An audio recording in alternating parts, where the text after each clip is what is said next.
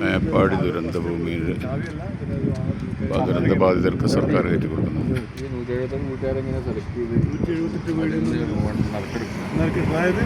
Full വീട് പോയവർക്ക് ഞാൻ പോകുന്നു ഒരു നറുക്കെടുക്കുന്നു. അതിനകത്ത് നമ്മൾ ഇടുന്നത് എൻ്റെ വീട് പണി കഴിഞ്ഞാൽ ഈ 178 വീട്. ഇവിടെ 178 വീടുകളാണല്ലേ? വണ്ടി എടുത്ത് അങ്ങോട്ട് പോകാം. ഒരു വീടിൻ്റെ അവിടെ സലീമ, ഈ വീടുകളിലെ എല്ലാ സംഗതിയും പ്രൊവൈഡ് ചെയ്യുമോ? അവർ അങ്ങനെയാണ് ഇപ്പം പറയുന്നത്. അതായത് സർക്കാരിൻ്റെ 1,00,000 റുപ്യേൻ്റെ ഫർണിച്ചറും കൂടെ ഇതിലേക്ക് വരുന്നതാണ് പറച്ചിലാണ് സർക്കാർ പറഞ്ഞിരിക്കുന്നത്. അപ്പോൾ അതിന് പണിയൊന്നും കഴിയാത്തതുകൊണ്ട് അപ്പോൾ അത് എവിടം വരെ എത്രയായിരിക്കും എൻ്റെ അവസ്ഥ എന്ന് പറയുന്നത്. പുതിയ ആൾക്കാരല്ലേ കൊടുക്കേണ്ടത്? എവിടെ നിർത്തിട്ട് കൊടുക്കും? കൊടുക്കേണ്ടത് പുതിയ സർക്കാരാണ്. പക്ഷേ ഈ ഫണ്ടൊക്കെ അവിടെ എത്രയോ ഇതിൻ്റെ ഇരട്ടി ഫണ്ട്. അല്ല, അത് പിന്നെ പറഞ്ഞു പോയില്ലേ NDRF-ല് മറ്റേ ഇതുമായിട്ട് ബന്ധപ്പെട്ട് ക്രൈസിസായിട്ട് ബന്ധപ്പെട്ടുള്ള ഒരു ഫണ്ട് ഉണ്ടല്ലോ മുഖ്യമന്ത്രിയുടെ കീഴിലുള്ള CMDRF. അതിലേക്ക് പിന്നെ അതിലാണ് പൈസ ഉള്ളത്. പക്ഷെ അത് ഈ ഒരു കാര്യത്തിന് വേണ്ടി മാത്രം ഉപയോഗിക്കാൻ പറ്റില്ല. അതെന്താണ് അതെ അതിലേക്കാണ് കേന്ദ്ര സർക്കാരും അതിലേക്കാണ് പൈസ കൊടുക്കുന്നത്. 356 കോടി രൂപ വായ്പ കൊടുത്തിട്ടുള്ളത്. വായ്പയുള്ളൂ,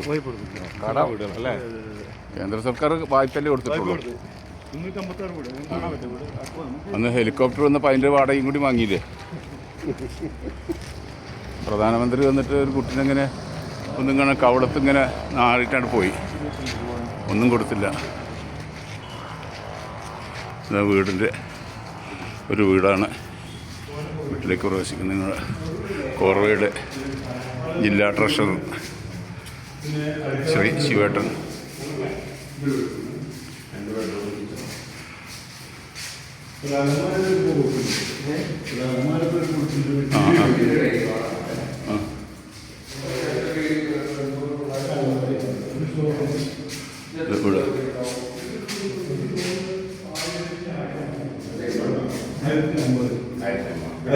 ഇനി വേണമെങ്കിൽ മുകളിലേക്കും അത് എനിക്ക് തോന്നുന്ന അതെ ആ സ്ക്വയർ ഫീറ്റ് ലിമിറ്റ് ചെയ്തതേ ബിൽഡിംഗ് ടാക്സിന് അവർ ഇത് ചെയ്യാൻ വേണ്ടിയിട്ടുള്ള സൗകര്യത്തിന്. ബിൽഡിംഗ് ടാക്സ് കെട്ടിട നികുതി അതിൻ്റെ ലിമിറ്റ് കണ്ട രീതിയിൽ ചെയ്തിരിക്കുകയാണ്. വേണമെങ്കിൽ സ്പേസ് അതിനുള്ള സ്റ്റെയറിനല്ലേ. ഇദ്ദേഹം നമ്മൾ സലീം ക മൂപ്പര് ഇവിടുത്തെ സമീപവാസിയാണ്. നിങ്ങളുടെ വീട്? അദ്ദേഹം നമ്മളൊരു സാമൂഹ്യ പ്രവർത്തകനാണ്.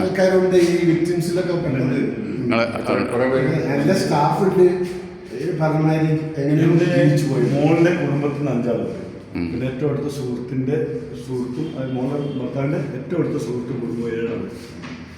അവരെ മൊത്തം അവരെ പിന്നെ വാപ്പന്മാരെ കുടുംബത്തിൽ നിന്ന് 45 ആളുകൾ. ഏറ്റവും അവസാനം കിട്ടിയത് എൻ്റെ മോളുടെ അമ്മായിപ്പൻ്റെ അപ്പൻ്റെ വാപ്പാൻ്റെ അമ്മായിപ്പൻ്റെ വാപ്പാൻ്റെ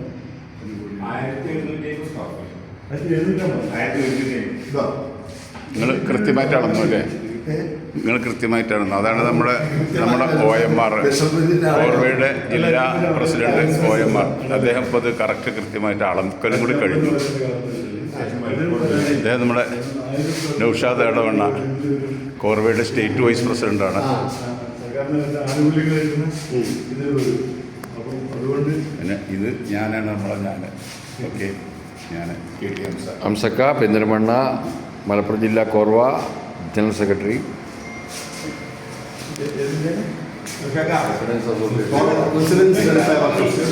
confederation of residents welfare association എന്നാണ് സംഘടന. അതായത് റെസിഡൻസ് അസോസിയേഷനുകളുടെ ഒരു അസോസിയേഷൻ്റെ ജില്ലാതല സെക്രട്ടറിയാണ്. അതിന് മറ്റേ ജില്ലാ കമ്മിറ്റി ഉണ്ട്, സ്റ്റേറ്റ് കമ്മിറ്റി ഉണ്ട്, നാഷണൽ കമ്മിറ്റിയൊക്കെ ഉണ്ട്.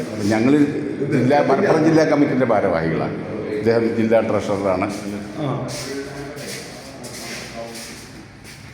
ടൗൺഷിപ്പ് സ്റ്റാൻഡേർഡൊക്കെ ചെയ്തിട്ടുണ്ടല്ലേ? പിന്നെന്താ 178 വീടുകൾ ഹോസ്പിറ്റലിന്റെ ഭാഗമായിട്ട് ഇവരെ 178 വീടുകൾ ഇതാ പണിയൊക്കെ ഏകദേശം പൂർത്തിയാക്കി. സലീംക്ക ഏതെങ്കിലും വീട്ടിൽ താമസം തുടങ്ങിയിട്ടുണ്ടോ? ഒന്ന് രണ്ടെണ്ണം ആൾക്കാർക്ക് ഇത് കൊടുത്തു എന്ന് മാത്രമല്ലേ? എത്ര വീടുകൾ കംപ്ലീറ്റ് പണി പൂർത്തിയായിട്ടുണ്ട്? അങ്ങനെ പറയാൻ പറ്റില്ല. അതായത് പണി നടക്കുന്നുണ്ട്. ഇഷ്ടംപോലെ സ്ഥലമുണ്ട്. അതിപ്പോൾ അവർക്ക് ഇഷ്ടംപോലെ സ്ഥലമുണ്ട് അല്ലേ? അത്യാവശ്യത 9 സെൻറ്റ് സ്ഥലം. നല്ല ഇപ്പോൾ കൊടുത്തിരിക്കുന്ന ബോളിലേക്കുള്ള ഇതാണ്. വേണമെങ്കിൽ എന്ത് ചെയ്യാം, ആ ഉള്ളിൽ കൂടെ കൊടുക്കാം, സ്റ്റെയർ ഇങ്ങനെയുണ്ട്, പുറത്തു കൂടിയുണ്ട്, അകത്തു കൂടിയുണ്ട്. എന്തായാലും കൊടുക്കാം. അത് പാർട്ടിന് ഇഷ്ടമാണ്. എന്തായാലും കേരളം ആയതുകൊണ്ടാണ് ഇങ്ങനെ ആയത്. മറ്റുള്ള സ്റ്റേറ്റുകളിലൊക്കെ ഇതുപോലെ ദുരന്തങ്ങളൊക്കെ വന്നു കഴിഞ്ഞാൽ പിന്നെ അഭയാർത്ഥികളായിട്ട് പട്ടിണി പാവങ്ങളായിട്ട് ദേശാടനക്കാരായിട്ട് മാറാറാണ് പതിവ്. പക്ഷെ നമ്മുടെ കേരളം തികച്ചും വ്യത്യസ്തമാണ് അല്ലേ? നമ്മുടെ കേരളം ആയതുകൊണ്ടാണ് ഇവരെയൊക്കെ കൈത്താങ്ങായിട്ട്. നേരെ മറിച്ച് നമുക്കറിയാം മറ്റ് സ്റ്റേറ്റുകളിൽ ഏകദേശം ഇങ്ങനെയൊക്കെ വരും. അതെ, ഏകദേശം ഇങ്ങനെയൊക്കെ വരും. ചെറിയ മാറ്റങ്ങളൊക്കെ ഉണ്ടാവുമായിരിക്കും. മറ്റ് സ്റ്റേറ്റുകൾ, ഇന്ത്യയിലെ മറ്റ് സ്റ്റേറ്റുകളാണെങ്കിൽ നമ്മൾ കണ്ടിരുന്നതാണ്, പ്രളയമൊക്കെ ഉണ്ടായിക്കഴിഞ്ഞാൽ അവസാനം ദേശാടനക്കാരും പിച്ചക്കാരുമായിട്ട് അഭയാർത്ഥികളായിട്ട് നടക്കാറാണ് പതിവ്. പഴയ കാലത്ത് ഡ്രസ് തരുമെന്നൊക്കെ ചോദിച്ച് വരുന്ന ഇഷ്ടംപോലെ ആൾക്കാരുണ്ട്. ഇവിടെ ഇപ്പൊ എന്തൊക്കെയാ നമുക്ക് നമ്മളെ വീടുകളിലൊക്കെ പോകും. ഇവിടെ ഇതില് പിന്നെ ഒന്നിലൂടെ കറണ്ട് പോകും. വെള്ളമുണ്ട്. പിന്നെ റോഡ് മൊത്തം 60 കിലോമീറ്റർ അങ്ങനത്തെ റോഡ് 410 വീടുകളാണ്. വീടല്ലത്. ഏയ് അല്ലേ, എനിക്ക് നന്നായിട്ട് ഇഷ്ടപ്പെട്ടു. 410 വീടുകളാണ് ഇതിലേക്ക് മൊത്തം. അതും ശരിക്കും നല്ല മെയിൻ റോഡിൻ്റെ വക്കത്ത് അല്ലേ സലീംക്ക? നാഷണൽ ഹൈവേയുടെ വക്കത്താണ്. നാഷണൽ ഹൈവേയോട് ചേർന്ന് കൽപ്പറ്റ ടൗണിൽ ഇത് വളരെ നല്ല രീതിയിൽ ആരൊക്കെ എന്തൊക്കെ പറഞ്ഞാലും യാഥാർത്ഥ്യം വ്യക്തമായി തന്നെ നമുക്കിവിടെ വന്നാൽ തിരിച്ചറിയാൻ കഴിയും. നമ്മുടെ കേരളത്തെ ഓർത്ത്, നമുക്ക് കേരള ജനതയെ ഓർത്ത് നമുക്ക് അഭിമാനം തോന്നുന്ന, കേരള ജനതയെ ഓർത്ത് അഭിമാനം തോന്നുന്ന ഒരു മുഹൂർത്തമാണ്. ഒരു ദുരന്തമാണ് സംഭവിച്ചത്. പക്ഷേ ഈ ദുരന്തത്തിൽ വളരെയധികം വിഷമകരമായ കാര്യങ്ങൾ സംഭവിച്ചു.